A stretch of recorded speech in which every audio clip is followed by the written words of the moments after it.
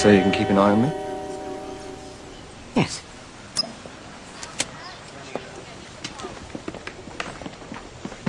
When they analysed the stock market after 9/11, the CIA discovered a massive shorting of airline stocks. When the stocks hit bottom on 9/12, somebody made a fortune. I gotta be honest with you. When the September 11th situation happened, I didn't know that. And I must say, I wanna say this because I wanna take it lightly. It's not a light situation. It's a devastating act. It was really a bad thing. It was one of the worst things I've seen in my lifetime, you know.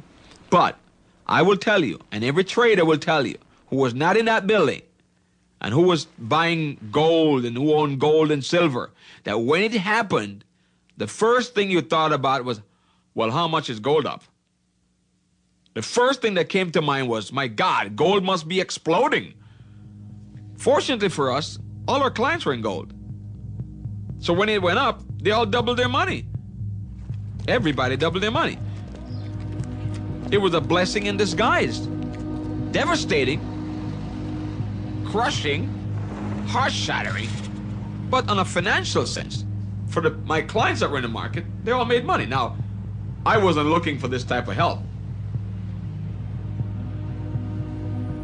But it happened. When the U.S. bombed Iraq, back in 1991, the price of oil went from $13 to $40 a barrel, for Christ's sake. Now, we couldn't wait for the bomb to start raining down on Saddam Hussein.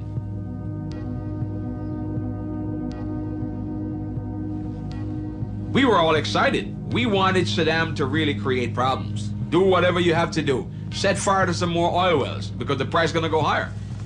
Every broker was chanting that. There was not a broker that I know of that wasn't excited about that. This was a disaster. This was something that was, catastrophe happening, bombing, wars.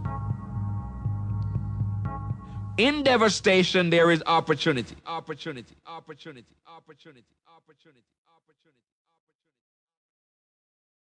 A put option is a bet that a stock price is going to fall. If one were to put a single put option contract on American Airlines at $30 a share, and the stock fell to $18, one could purchase 100 shares at $18 and immediately sell them for $30, netting a profit of $12 a share. This is exactly what happened on a far larger scale with many companies around the world on 9/11. The levels of options purchased the week of 9/11 were more than 6 times higher than normal. A former member of the German parliament, then responsible for oversight of the German Secret Service, estimated that profits by insider traders were $15 billion. Wall Street analyst Phil Erlinger was the first to spot the suspicious trades. What I see is prior knowledge. You can call it conspiracy. It's my opinion that somebody knew ahead of time that 9/11 was going to happen and they made bets to take advantage of it. And these bets weren't just normal run-of-the-day bets. They were far in excess of what we would call normal activity. Put options set to expire on September 30th, 2001, were bought on August 6, 2001, or earlier at the Chicago Board Options Exchange. These put options were basically a bet that the stock would plummet. When it did, the people who purchased those put options made a lot of money. Thousands of put stock options were bought on United and American Airlines immediately prior to September 11th, 2001. On average, during the first weeks of September 2001, 27 put options were bought each day on Morgan Stanley, one of the World Trade Center's largest occupants. The total of its put options for the 3 days prior to the attacks was 2,157. Merrill Lynch, also in the WTC, saw 12,215 put stock options. That is 12 times its normal level. Between September 6th and 7th, Chicago Board Options Exchange saw 4,744 put option contracts with United Airlines and only 396 call options. On September 10th, put options for American Airlines totaled 4,516 versus 748 call options. In addition, these trades were not only occurring in our country, but around the world. There is no chance that all or even most of the trades were placed by Osama bin Laden or Al-Qaeda. According to Fox News, CNN, and the BBC, insider trading reports were found in the USA, Germany, Britain, France, Canada, Japan, Monte Carlo, Switzerland, Hong Kong, Italy, Spain, Belgium, Luxembourg, and Singapore. The director of the CIA headed a firm that bought some of these put stock options. Until 1998, Buzzy Krongard headed United Airlines stock.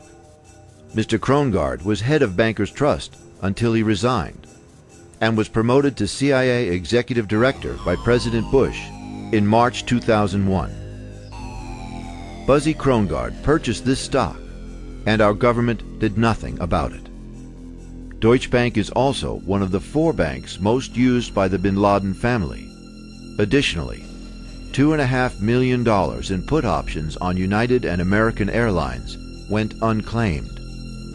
The German central bank president, Ernst Weltek, had a study conducted by his bank. It indicated, quote, "There are ever clearer signs that there were activities on international financial markets that must have been carried out with the necessary expert knowledge in industries such as gold, oil, airlines, and insurance companies."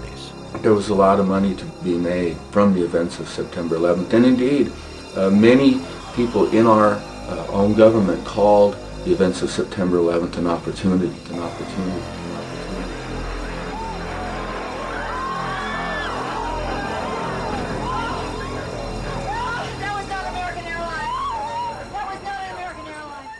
The firm used to place the put options on United Airlines stock was managed until 1998 by the man who is now the number 3 executive director position at the CIA.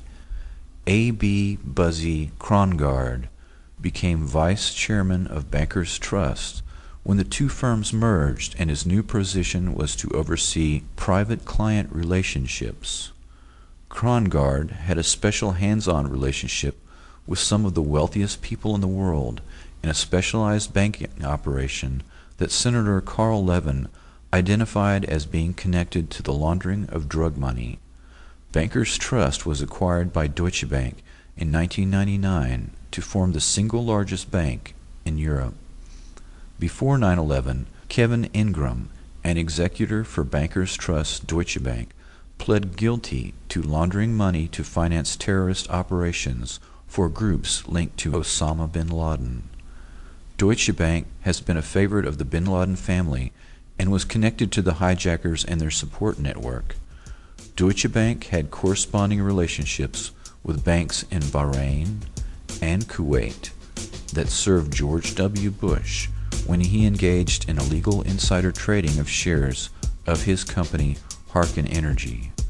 Both banks, Kuwait Finance House and Faisal Islamic Bank of Bahrain, had dealt with Al-Qaeda and bin Laden.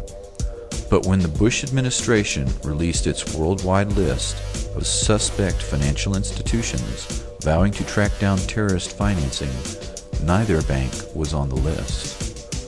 Mayo Shattuck III is a powerful force in the financial world.